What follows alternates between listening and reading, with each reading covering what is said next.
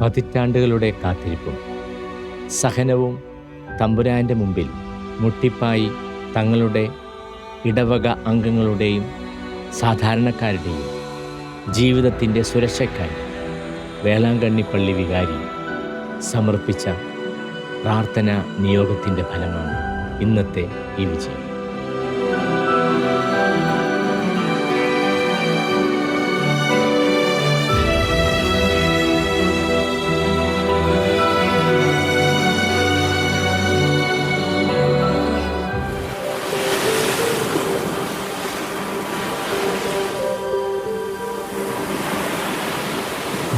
സ്വന്തമായി പണം മുടക്കി വാങ്ങിയ കിടപ്പാടം മറ്റുള്ളവർ കിരാത നിയമത്തിൻ്റെ പേരിൽ കവർന്നെടുക്കാൻ ശ്രമിച്ചപ്പോൾ പാവപ്പെട്ട കർഷകരും മത്സ്യത്തൊഴിലാളികളും സാധാരണക്കാരും നടത്തിയ സഹന സമരത്തിൻ്റെ ഫലപ്രാപ്തി എന്ന് തന്നെ പറയാം ഈ വിജയം.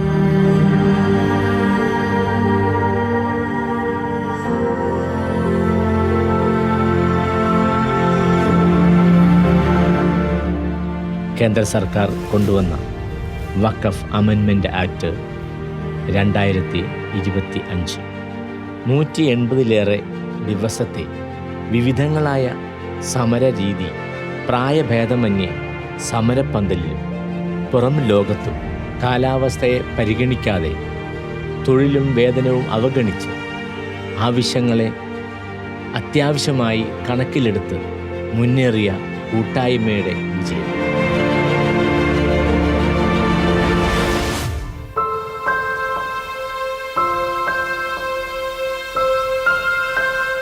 ഇവരുടെ പ്രാർത്ഥനാ നിയോഗങ്ങളിൽ ദൈവത്തിൻ്റെ മുന്നിൽ ആവർത്തിച്ച് ആവശ്യപ്പെട്ടത് ഒന്നുമാത്രം: തങ്ങളുടെ കിടപ്പാടത്തിന് വിലങ്ങുതടിയായ പ്രതിസന്ധി മാറ്റിത്തരണമേ എന്ന പ്രാർത്ഥന.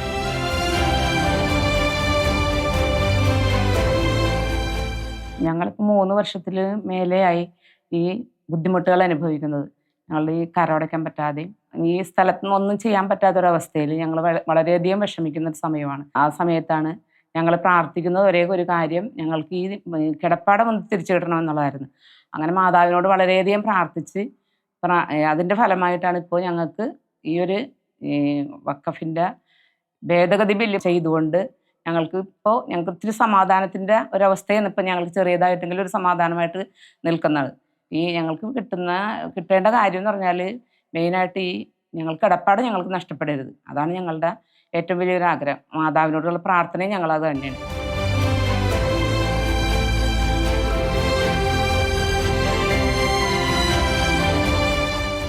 ആ പ്രത്യാശ സമരാഗ്നിയിൽ സമർപ്പിച്ച് മുന്നേറി വിജയം കൊയ്ത ഒരു പറ്റം ജനങ്ങളുടെ വിശ്വാസവും ഐക്യവും തെളിയിക്കുന്ന സാക്ഷ്യം.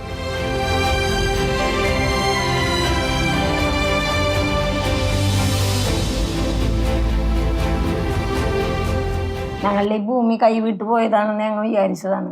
ഞങ്ങളോട് ഇവിടെ നിന്ന് ഒഴിഞ്ഞു പോകാൻ പറഞ്ഞു. ഞങ്ങൾ എവിടേക്കാണ് പോകേണ്ടതെന്ന് ഞങ്ങൾക്കൊരു പിടുത്തവും കിട്ടിയില്ല.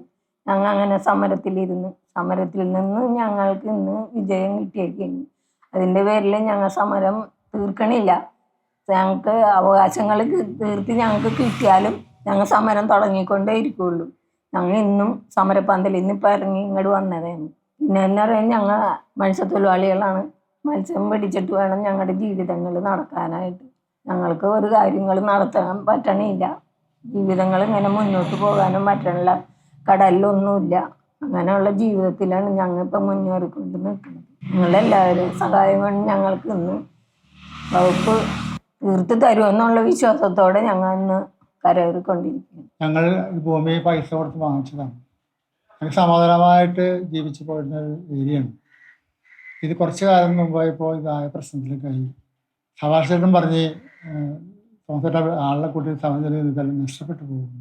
അപ്പോൾ എൻ്റെ മനസ്സിലേക്ക് ചിന്ത വന്നത് എങ്ങനെയാണ്, മത്സ്യം പിടിക്കുന്ന തൊഴിലാളികളല്ലേ, അവർക്ക് ഇത്രയൊക്കെ നല്ല വിദ്യാഭ്യാസമൊക്കെ ഉണ്ടാവുള്ളൂ, അവർക്ക് ഇത്ര കഴിവിലുണ്ടാവുള്ളൂ, ഞങ്ങളൊന്ന് നോക്കട്ടെ പറ്റിയത് നടക്കും എന്നുള്ള ഒരു ഒറ്റ ചിന്തകളോടെയാണ് അവർ ആദ്യം ഇറങ്ങിയിരിക്കുന്നത്. പക്ഷേ ഇത് വളരെ തെറ്റാണ്. ഇതുപോലെ അപകടത്തിൽ പോകുന്നതിൽ ആർക്കും അറിഞ്ഞൂടാ. പക്ഷെ സംഗതിയിൽ ഇപ്പോൾ ചുരുക്കം പറഞ്ഞാൽ പ്രാർത്ഥിച്ച് ഞങ്ങൾ തളർന്നു പോയ ആൾക്കാരാണ്. പക്ഷെ ഇന്ന് ദൈവത്തിൻ്റെ അനുഗ്രഹം കൊണ്ടും മറ്റെല്ലാ സൗകര്യങ്ങളും കൊണ്ടും അനേകം മനസ്സച്ചങ്ങളിൽ പങ്കെടുത്ത മക്കളുണ്ട്. വൈദികൻ, മറ്റാന്മാർ, എല്ലാവരും എല്ലാ മതവിശ്വാസികളും ഒരുമിച്ച് നിന്ന് പ്രാർത്ഥിച്ചിട്ട് ഫലമായിട്ട് ഇപ്പോൾ ഞങ്ങൾക്ക് സമാധാനം ഞങ്ങൾക്ക് കിട്ടി എന്നാണ് വിശ്വസിക്കുന്നത്. എങ്കിലും ഒരു ഉറപ്പില്ലാത്തൊരു സംഭവമുണ്ട്. കാരണം ഞങ്ങൾക്ക് പൂർണ്ണമായിട്ടെല്ലാം കിട്ടാതെ ഞങ്ങൾ സമരം നിർത്താൻ ഉദ്ദേശിക്കുന്നില്ല. മാത്രമല്ല ഞങ്ങൾക്ക് മത്സ്യത്തൊഴിലാളിയല്ല, നല്ലൊരു പേർച്ചക്കാരൊന്നുമല്ല. അതുകൊണ്ട് ഞങ്ങളെ കഷ്ടപ്പെടുത്താണ്ട് നല്ല മനസ്സോടെ ഇതിനകത്ത് എതിരായിട്ട് നിൽക്കുന്നവർക്ക് നല്ല ബുദ്ധിയും സമാധാനം കൊടുത്ത് അവരെ നല്ല അനുഗ്രഹിച്ചുകൊണ്ട് ഞങ്ങൾക്ക് കിട്ടുവാനായിട്ട് ആഗ്രഹിക്കുന്നു. ഞാൻ ഈ വഖഫ് ഭൂമിയിലാണ് ഇപ്പോൾ താമസിക്കുന്നത്. വഖഫ് ഭൂമി ആയിരുന്നില്ല ഞങ്ങളത്. ഇപ്പോൾ ഒരു ഇടക്കാലത്ത് വെച്ച് അവർ വന്ന് ഞങ്ങളുടെ ഭൂമി വഖഫാണെന്ന് പറഞ്ഞ് വീണ്ടും ഞങ്ങളിപ്പോൾ ഏകദേശം പീഡിപ്പിച്ചുകൊണ്ടിരിക്കുകയാണ് അവർ. ഇപ്പോൾ ഒരു കേന്ദ്ര സർക്കാരിൻ്റെ ഒരു നിയമം വന്നിട്ടുണ്ട്. അതുകൊണ്ട് ഞങ്ങൾക്ക് ആനുകൂല്യം ഉണ്ടാകുമെന്നാണ് എല്ലാവരും പറയണത്. എല്ലാവരും അല്ല, BJP കേന്ദ്ര സർക്കാരും പറയണത്. പക്ഷേ ഞങ്ങൾക്ക് അതൊന്നും കിട്ടി തുടങ്ങിയിട്ടില്ല. ഞങ്ങളുടെ റവന്യൂ രേഖകളൊന്നും ഇതേവരെയും ശരിയായിട്ടില്ല. എന്നാണ് ഞങ്ങൾക്ക് ഇനി ഭൂമി നഷ്ടപ്പെടുന്നത്, എന്നാണ് ഞങ്ങൾക്ക് തിരിച്ചു കിട്ടുക എന്ന് ഞങ്ങൾക്കറിയില്ല. അതിനുള്ള മറുപടി അധികാരികളാണ് ഞങ്ങളോട് പറയേണ്ടത്.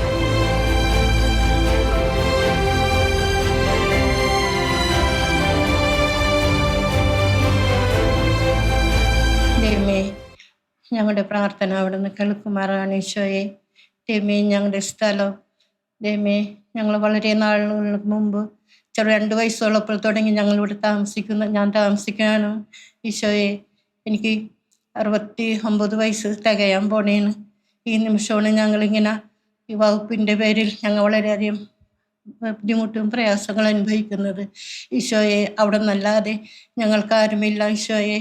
വാഗ്ദാനങ്ങൾ പലരും പറഞ്ഞെങ്കിലും ഞങ്ങൾക്ക് ദൈവമേ ഇതുവരെ ഞങ്ങളുടെ കാര്യത്തിനൊരു നടപടിയും ആയിട്ടില്ല എന്നും അറിയുന്നുണ്ട് ഈശോയെ.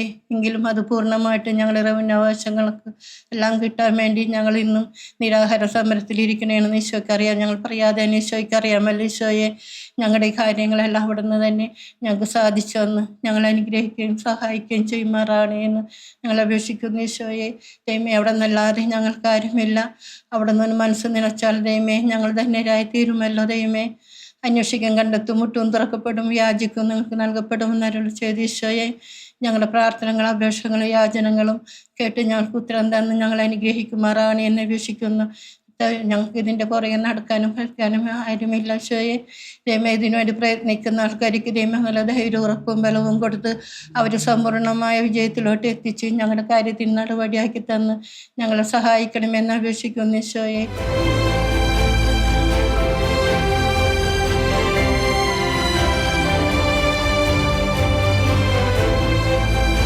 3.5 വർഷമായിട്ട് ഞങ്ങൾ അനുഭവിക്കുന്ന ഈ മഹാമാരിയിൽ നിന്നും ഞങ്ങളെ കൈപിടിച്ചുയർത്തുന്ന മാതാവിന് എത്ര നന്ദി പറഞ്ഞാലും മതിയാവില്ല.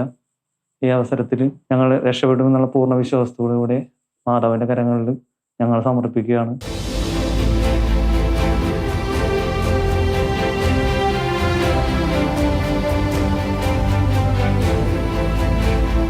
രണ്ട് 3 കൊല്ലമായി ഞങ്ങൾ മാതാവിൻ്റെ സന്നിധിയിൽ ഞങ്ങളുടെ ഈ ഭൂമി പ്രശ്നത്തിന് വേണ്ടി നിത്യം സമർപ്പിച്ച് പ്രാർത്ഥിച്ചുകൊണ്ടിരിക്കുകയാണ്. ഞങ്ങളുടെ പൂർവികരായിട്ട് ഇവിടെ വന്ന് എല്ലാവരും പാർത്തവരാണ്. ഞങ്ങളെ ഇറക്കി വിടാൻ വന്നപ്പോൾ ഞങ്ങൾക്ക് ഒരുപാട് മാനസിക വിഷമങ്ങളുണ്ടായി. ഞങ്ങൾ അത് മാതാവിനോടും ഈശോയോടും എന്നും കൊന്തിയോലി പ്രാർത്ഥിക്കണമായിരുന്നു. ഞങ്ങൾക്ക് ഇതിൽ നിന്ന് ഇറങ്ങിപ്പോകാൻ ഞങ്ങൾ അനുവദിക്കരുത് ദൈവമേ, ഞങ്ങൾക്കൊരു വഴി വേറെ ഇല്ല. അതിനുവേണ്ടി ഞങ്ങൾ നിരന്തരം പ്രാർത്ഥിക്കണമായിരുന്നു. ഞങ്ങളുടെ കാരണവന്മാരും അവര് ഇത്തല് വാരിയും കഷ്ടപ്പെട്ടും ഉണ്ടാക്കിയ മുതലാണ്. ഞങ്ങൾ വന്നവരാണ്. ഞങ്ങളുടെ കെട്ടിയന്മാര് ഇവിടെ പാർത്തവരാണ്. ഞങ്ങൾ ഒരുപാട് കഷ്ടപ്പെട്ടാണ് ഈ ഞങ്ങളുടെ കാരണവന്മാർ ഇത് മേടിച്ചത്. പിന്നെ ഇപ്പൊ ഞങ്ങളുടെ വൈദികരും ഒരുപാട് കഷ്ടപ്പെടുന്നതാണ് ഇതിനു വേണ്ടി കിടന്ന്.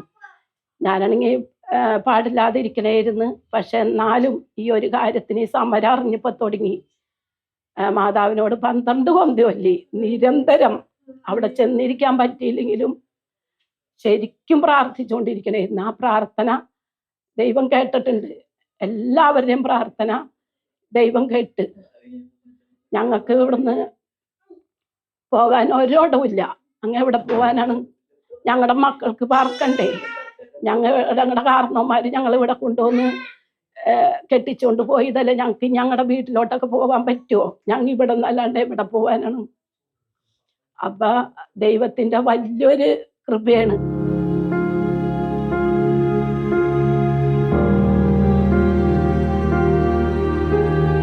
ജീവിതത്തിൻ്റെ നിലനിൽപ്പിനും മക്കളുടെ ഭാവിക്കും ഭീഷണിയായ വഖഫ് നിയമത്തിൻ്റെ അലകളിൽ ആടിയുലഞ്ഞ ജനജീവിതം.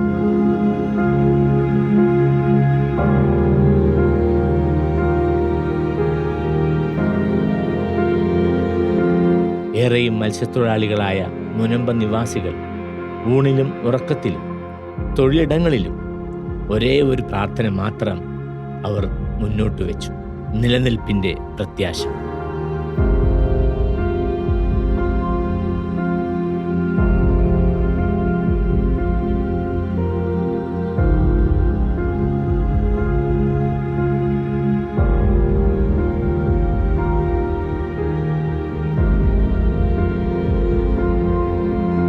ഞാൻ ഈ 45ഓളം വർഷങ്ങൾ കഴിഞ്ഞു ഇപ്പോൾ ബോട്ടിൽ പോയിക്കൊണ്ടിരിക്കുന്നു. ഈ കടൽ ഞങ്ങളെ ഇതുവരെയും ചതിച്ചിട്ടില്ല. പക്ഷേ ഇന്നിപ്പോൾ ഞങ്ങൾ പണി കഴിഞ്ഞ് വരുമ്പോൾ വളരെ സന്തോഷത്തോടുകൂടി വന്നിരുന്ന കാലഘട്ടം പോയി. ഇപ്പോൾ ഞങ്ങൾ വളരെ ആദിയോടും വ്യാധിയോടും കൂടിയാണ് കരയിലേക്ക് വരുന്നത്.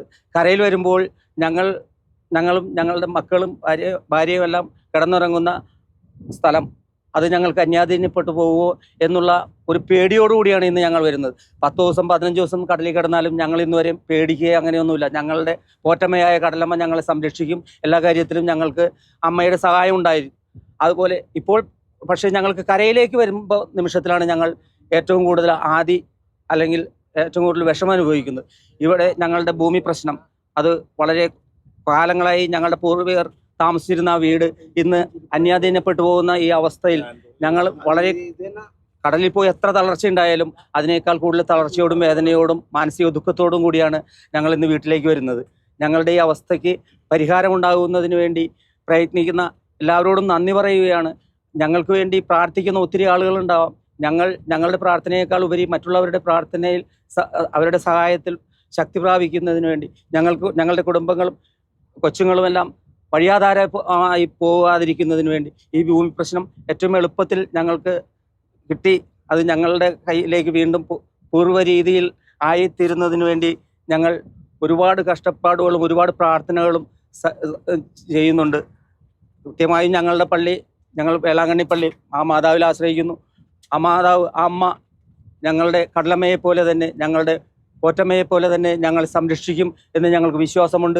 ആ വിശ്വാസമാണ് ഇന്ന് ഞങ്ങൾ മത്സ്യത്തൊഴിലാളികളെ നിലനിർത്തുന്നത്. മത്സ്യത്തൊഴിലാളികളെ എന്നും കഷ്ടപ്പാടുകളിലും ദാരിദ്ര്യത്തിലുമായിരിക്കും.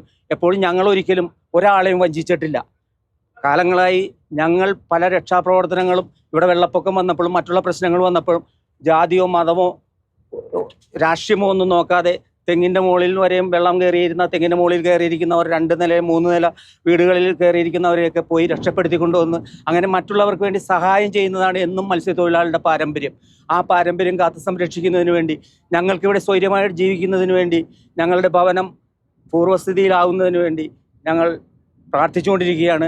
ഈ പ്രാർത്ഥനയോടുകൂടിയാണ് ഞങ്ങൾ മത്സ്യബന്ധനം നടത്തുമ്പോഴും രാത്രി ഇവിടെ കിടക്കുമ്പോഴും ഒരു ധൈര്യമില്ലാതെ, മറ്റത് ഞങ്ങൾ എത്ര വന്നാലും കടലിൽ 10-15 ദിവസം കിടന്നാലും ഞങ്ങൾക്കൊരു വേദനയില്ല, വിഷമമില്ല. ഇന്ന് അത് ഞങ്ങളെ തളർത്തുകയാണ്. ഞങ്ങൾ ഉപജീവനത്തിനായി കടലിൽ ഞങ്ങളുടെ ജീവിതമാർഗം തേടി പോകുന്ന ഞങ്ങളുടെ അമ്മയുടെ കയ്യിലേപ്പിച്ചാണ് ഞങ്ങൾ പോകുന്നത്. ഞങ്ങൾ തിരിച്ചു വരുമ്പോൾ ഞങ്ങളുടെ വീടിനും ഞങ്ങളുടെ കുട്ടികൾക്കും ഒരു സമാധാനത്തിന് വേണ്ടി ഞങ്ങളുടെ വർഷങ്ങളായി ഞങ്ങളുടെ കാരണന്മാർ എടുത്തു തന്ന സ്ഥലത്തിൻ്റെ ഓരോ കാര്യങ്ങളും ഞങ്ങൾക്ക് ചെയ്യാനായിട്ട് ഞങ്ങൾ കടലിൽ പോയി ഞങ്ങൾ കഷ്ടപ്പെട്ട് വരുമ്പോൾ ഞങ്ങൾ തിരിച്ചെത്തുമ്പോൾ ഞങ്ങളുടെ കുഞ്ഞുങ്ങളിവിടെ ഉണ്ടോന്നോ ഞങ്ങളുടെ ഭാര്യമാരിവിടെ ഉണ്ടോ ഞങ്ങൾക്ക് അറിയാൻ പറ്റില്ല. ഞങ്ങളുടെ അപ്പൂപ്പനപ്പൂപ്പന്മാരുമായി താമസിച്ചിരുന്ന സ്ഥലത്ത് ഇപ്പോൾ പുതിയൊരു ഞങ്ങൾക്ക് അറിയാൻ പാടാത്തൊരു പേരാണ് വന്നിരിക്കുന്നത്, വഖഫ്. ഈ വഖഫ് എന്ന് പറഞ്ഞ് ഞങ്ങൾ ഇപ്പോൾ ഇവിടെ വന്നപ്പോഴാണ് ഞങ്ങൾ കേൾക്കുന്നത്. ഞങ്ങൾ ഇതിക്ക് മുമ്പിൽ ഇതിനെപ്പറ്റി ഞങ്ങൾക്ക് അറിയാനേ പാടില്ല. ഞങ്ങൾ അങ്ങനെ കടലിൽ പോകുമ്പോൾ ഞങ്ങളുടെ വീട്ടുകാരും ഞങ്ങൾ കുഞ്ഞുമക്കളും ഞങ്ങൾ കുടുംബത്തിലുണ്ടോയെന്ന് തന്നെ ഞങ്ങൾക്ക് സംശയമായിരിക്കുള്ളൂ. ഞങ്ങൾ അത്രം പേടിച്ചാണ് ഞങ്ങളിവിടെ വരുന്നത്. ഈ കടലിൽ പോയി കടലിനോട് മെല്ലടിച്ച് വരുന്നത് ഞങ്ങൾ ഈ 5-6 ദിവസം കഴിഞ്ഞ് വരുന്നത് ഞങ്ങളെ ഇവിടെ വരുമ്പോൾ ഞങ്ങളുടെ കുടുംബം ഞങ്ങളുടെ ജീവിക്കുന്ന മണ്ണ് ഞങ്ങൾക്ക് ഉണ്ടാവുമെന്ന് ഞങ്ങൾക്ക് പറയാൻ പറ്റില്ല. ഇപ്പോഴത്തെ കിരാത നിയമം വന്നേക്കുന്നതിന് ഞങ്ങൾക്ക് അതിനകത്ത് എന്ത് ചെയ്യാമെന്ന് ഞങ്ങൾക്ക് അറിയാൻ പാടില്ല. മുനമ്പൻ ജനതയ്ക്ക് ഇനിയും കുറേ മുന്നേറാനുണ്ട്. കേന്ദ്ര നിയമം പ്രാവർത്തികമാക്കി തങ്ങളുടെ നഷ്ടപ്പെട്ട റവന്യൂ അധികാരം തിരികെ ലഭിക്കാൻ നിയമ പോരാട്ടം നടത്തേണ്ടത് അനിവാര്യമാണ്. അല്ലെങ്കിൽ കേന്ദ്ര നിയമത്തിൻ്റെ വെളിച്ചത്തിൽ സംസ്ഥാന സർക്കാർ റവന്യൂ അധികാരങ്ങൾ പുനഃസ്ഥാപിച്ചുകൊണ്ട് ഉത്തരവിറക്കണം. അതിന് ഒട്ടും അമാന്തിക്കാൻ പാടില്ല. കാരണം പാവപ്പെട്ട 610 കുടുംബങ്ങളുടെ നിലനിൽപ്പിനെയാണ് ചോദ്യചിഹ്നമായി ഇവിടെ അവശേഷിക്കുന്നത്. കേന്ദ്ര സർക്കാരും ആ സർക്കാരിനെ നയിക്കുന്ന BJP എന്ന രാഷ്ട്രീയ പ്രസ്ഥാനവും തികച്ചും ഇത് അവരുടെ വിജയമായി തന്നെ കാണാം. വിശ്വാസവും ഇച്ഛാശക്തിയും കോർത്തിണക്കി നിർമ്മിച്ച നിയമ ഭേദഗതി. മുനമ്പം ജനത നടത്തിയ ഐതിഹാസികമായിട്ടുള്ള പോരാട്ടം വളരെ ആവേശം തോന്നുന്ന രീതിയിൽ ഇന്ത്യൻ പാർലമെന്റിൽ ഒരു നിയമം നടപ്പിലാക്കണമെന്നൊരു തോന്നൽ കേന്ദ്ര ഗവൺമെന്റ് തോന്നിപ്പിക്കുന്ന രീതിയിലൊരു സമര പോരാട്ടങ്ങൾക്കാണ് ഈ മുനമ്പം ജനത, ഈ തീരദേശ ജനത ഇവിടെ നിന്ന് തുടക്കം കുറിച്ചത്. സ്വാഭാവികമായിട്ടും ഇന്നിവിടെ പല ആളുകളും പറയുന്നത് പോലെ ഇതൊരു മാതാവിന്റെ തിരുസന്നിധിയിൽ നടന്നു പോരുന്ന ഒരു ഐതിഹാസികമായ പോരാട്ടം, അവകാശ പോരാട്ടമാണിത്. പാവപ്പെട്ട ആളുകൾ, മത്സ്യത്തൊഴിലാളികൾ, പാവപ്പെട്ട കൂലിവേല ചെയ്യുന്ന ആളുകൾ, സാധാരണ ജനജീവിതം, സാധാരണ ചിന്താധാരയുള്ള ഒരു സമൂഹം നടത്തിയ അവകാശ പോരാട്ടം സ്വാഭാവികമായിട്ടൊരു പള്ളിയങ്കണത്തിൽ നടത്തുമ്പോൾ അതിലൊരു പുരോഹിതൻ അല്ലെങ്കിൽ ഇവിടുത്തെ മതപുരോഹിതന്മാർ, സാമൂഹ്യ മണ്ഡലങ്ങളിലെ എല്ലാ ആളുകളും അതിന്റെ പിന്തുണ കൊടുക്കുമ്പോൾ സ്വാഭാവികമായിട്ടും ഒരു ദൈവികമായിട്ടുള്ള ഒരു ബ്ലെസ്സിങ്, ഒരു അനുഗ്രഹം ഉണ്ടാവും എന്നുള്ള കാര്യത്തിൽ യാതൊരു തർക്കവുമില്ല. പക്ഷെ അതിനപ്പുറം മറുവശത്ത് കാണേണ്ടത് ഇവിടെ ഒരു ജനത അനുഭവിക്കുന്ന യാതനകൾ, ഒരു ജനത സ്വന്തം മണ്ണിൽ നിന്ന് പറിച്ചു നടപ്പെടാൻ പോകുന്നു എന്നൊരു ബോധ്യം കേന്ദ്രം ഭരിക്കുന്ന ഒരു ഗവൺമെന്റിന്, നമ്മുടെ പ്രധാനമന്ത്രിക്ക് ബോധ്യം വന്നതുകൊണ്ടാണ് ഈ വഖഫ് ഭേദഗതി നിയമം കൊണ്ടുവരണമെന്ന ഒരു ഇച്ഛാശക്തി അദ്ദേഹത്തിന് ഉണ്ടായിട്ടുള്ളത്.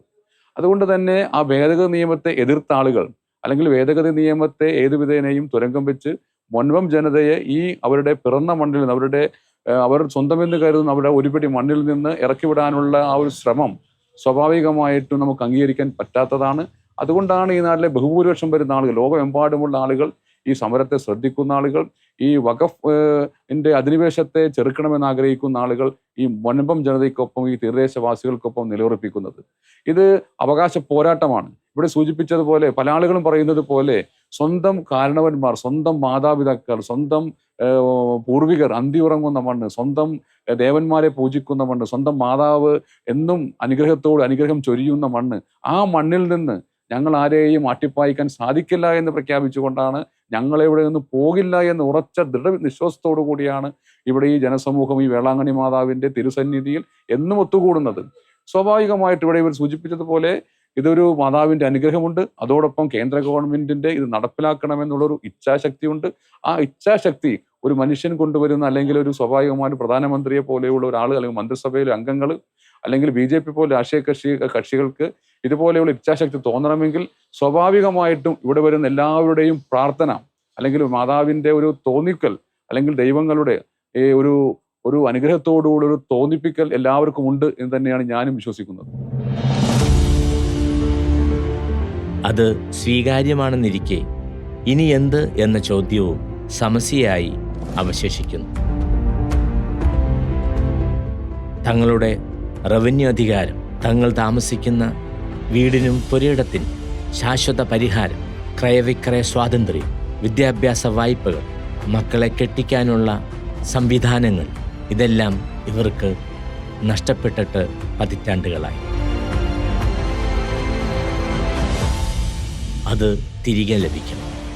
അത് തിരികെ ലഭിക്കണമെങ്കിൽ നഷ്ടപ്പെട്ടുപോയ റവന്യൂ അധികാരങ്ങൾ പുനഃസ്ഥാപിക്കേണ്ടത് ആവശ്യമാണ്. അതാര് നൽകും? ആ നിയമത്തിൻ്റെ പിന്നിൽ സംസ്ഥാന സർക്കാർ വേണ്ടത്ര കരുതലുകളോടെ ഇവരെ സഹായിക്കാൻ മുന്നോട്ടിറങ്ങും. വൈദികരും തീരദേശവാസികളും പകലന്തിയോളം മുട്ടിൽ നിന്ന് പ്രാർത്ഥിച്ചതിൻ്റെ പരിണിത ഫലമാണ് ദൈവം ഇവർക്കായി നൽകിയ ഈ ആശ്വാസം എന്നതിൽ തെല്ലും ആശങ്കയില്ല.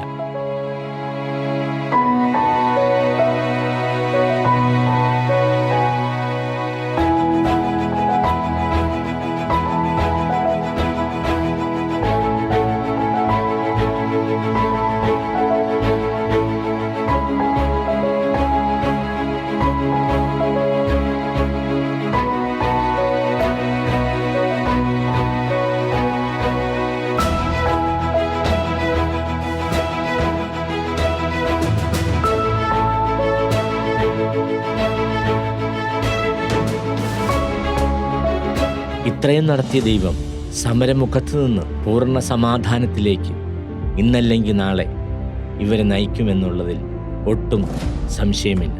അതാണ് മുനമ്പൻ ജനതയുടെ പ്രതീക്ഷയും പ്രത്യാശയും.